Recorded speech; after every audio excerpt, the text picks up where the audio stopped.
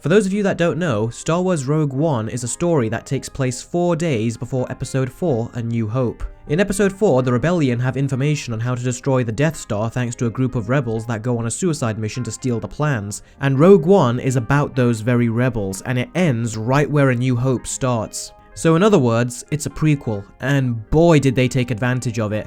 In fact, one of the best compliments I can give this movie is that it actually makes A New Hope better. Episode 4 had a critical complaint in regards to the absurd weakness of the Death Star, and this movie perfectly explains that it wasn't put there by accident. So let's talk about what you all want to hear. The fight sequences.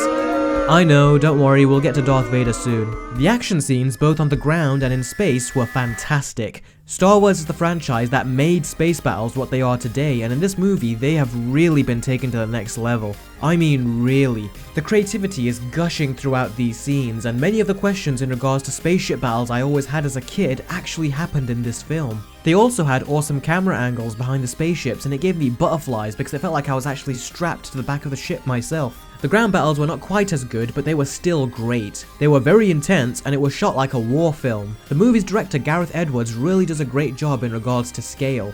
The AT-ATs looked humongous when compared to the rebels that were fighting them on foot. They actually looked much more intimidating here than they did in Episode 5. The last 40 minutes of this movie was completely action-packed and so fast-paced that it didn't even give you time to breathe. And just when you think the movie's gonna give you a breather, Darth Vader shows up in one of the most scariest entrances I've ever seen from any character. Darth Vader's scenes were awesome. One of them in particular was like a horror movie. In fact, it did something that the original trilogy never did.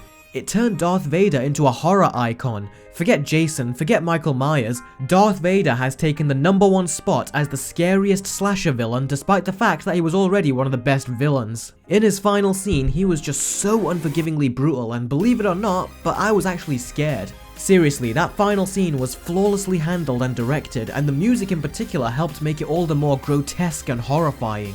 This literally is the darkest scene out of all the Star Wars movies. It's even darker than the massacre scene in Revenge of the Sith. The rest of the movie is dark too, but we have this new character, a robot called K2SO, and he had some funny jokes, but I thought he was the most hilarious whenever he was killing stormtroopers without even looking. You might think I sound deranged saying that, but there was a strong element of slapstick in there, and that made it funny. I wish they could have given him more scenes like that, but instead, the jokes he does start off funny, but then he continues to hammer the joke in and doesn't know when to stop.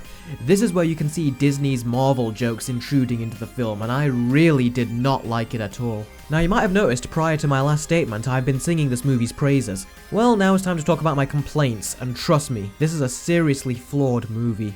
First off, the pacing in the first half was just bad. We go from planet to planet so quickly, and the introduction of our main characters felt sloppy. But on top of that, not only was the movie slow, but I found myself bored. Anytime there was an action scene, I would enjoy myself, but then when the movie went back to the characters, I was kind of bored again. I can safely say, now that I have seen the entire movie once, I don't think I will ever want to see that first half again, as it will just feel like a chore to get through. And the characters definitely weren't helping either. So let's talk about the characters. All the Star Wars movies, including the prequels to an extent, had this sense of intrigue and excitement whenever we were introduced to a new character. This is the first Star Wars movie where I did not experience any of these two elements at all. I was hoping the movie would end up making me like these characters later on, but it didn't. I was emotionally attached to none of them. There was no camaraderie between these guys, and when the movie tried to give them a nice moment, it didn't feel earned. And it's painfully obvious the movie wanted you to feel the bond these characters have, but I didn't feel anything. Heck, the relationship that Rey and BB-8 have in their first 2 minutes of screen time in The Force Awakens felt so much more genuine than the relationship between any of these guys. You just don't connect with these characters on an emotional level, and that makes their deaths really underwhelming. It's well done, don't get me wrong, you definitely get shocked, but you don't really feel bad when they die. Now, some people are making the argument that this is a war movie and there's no time for that sort of character development. Well, first of all, that's wrong, and second of all, I can counter that argument. In the show Star Wars The Clone Wars, which is a show entirely focused around war, there were certain episodes where they would focus some attention on the stormtroopers, and I felt more emotionally connected to them than I did any of these characters. Also, get this, I am not kidding. This is the first Star Wars related thing where I don't remember any of the characters' names. After I saw The Force Awakens for the first time, I remembered characters such as Finn, Rey, Poe, Kylo Ren, even a side character like Maz Kanata. Yeah, I even remember her name.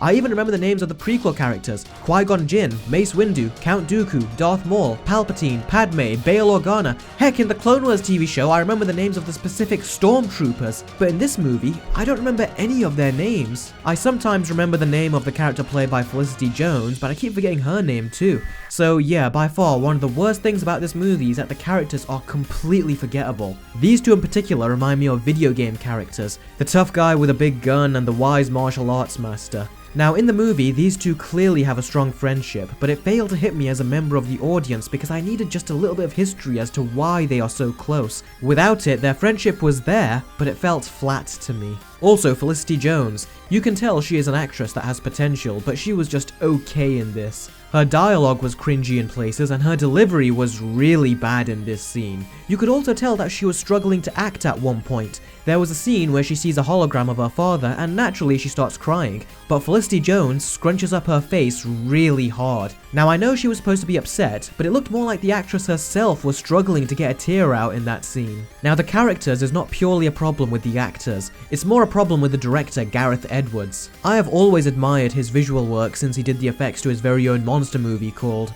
Monster, but something I've noticed about him is that he really struggles when it comes to characters. The characters in his Godzilla movie, for example, they were dull and as dry as bread, and that carries through here as well. Now, Bryan Cranston was able to survive his crummy direction, but unfortunately the great Forrest Whitaker was not. This guy is an actor I am always excited to see, but here he was terrible. That voice he put on annoyed the crap out of me, and I wanted him to just leave the movie. Not to mention that his character was completely wasted.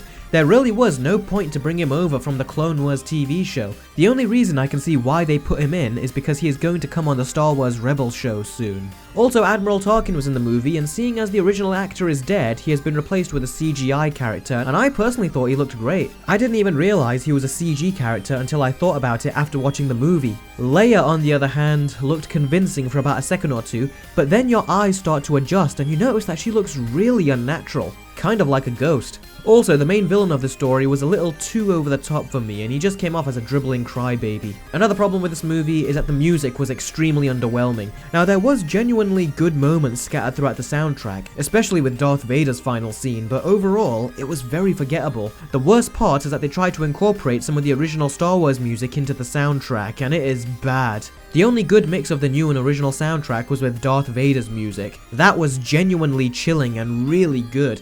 But whenever I hear inklings of the original soundtrack, it's terrible. And the final problem, the lack of Darth Vader. Now, if you are a director and you are given the opportunity to direct a Star Wars movie and you are told that Darth Vader is going to be in your movie, what would you do? You would use him. But Gareth Edwards, for some reason, decided to use him in just 2 scenes throughout this 2-hour movie. Now granted, they are really great scenes, but it's not like we have another Darth Vader movie waiting for us around the corner. It is a rare event to have him in a movie at all, so they should take advantage of him when they can. He could have easily been written into the story more, not to mention that James Earl Jones is getting really old now, so he won't have this opportunity forever. I was really hoping he would be involved in the final fight and use the Force and his lightsaber, much like he did in the opening of the Force Unleashed video game. Just 5 more minutes of him would have made us all happy. Now, despite everything I just said, I can kinda forgive his absence in this film. Hear me out.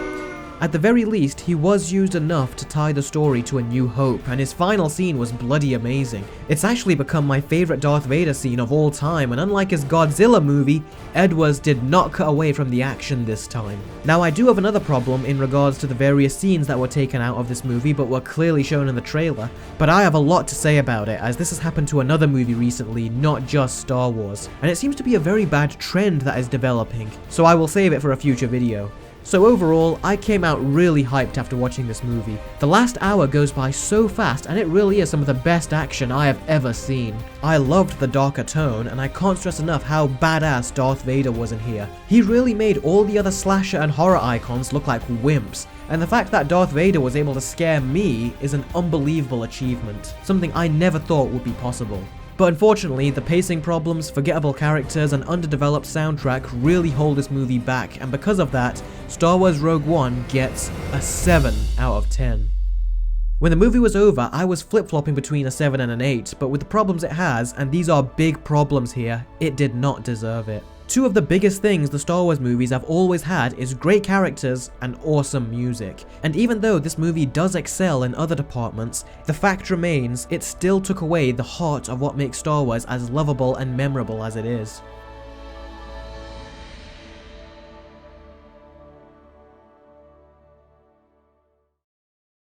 So that's it for my review of Star Wars Rogue One. Did you like it? Did you hate it? Or did you think it was just okay? Comment below, I would love to hear your thoughts. Also, tell me this, even if you hated the movie, what did you think of Darth Vader's final scene? Because I have a feeling that even the people who wholeheartedly hate this movie would still think that final scene was awesome. So that's it. Thank you very much for watching, guys. I always appreciate it, and I'll catch all of you next time. Take care.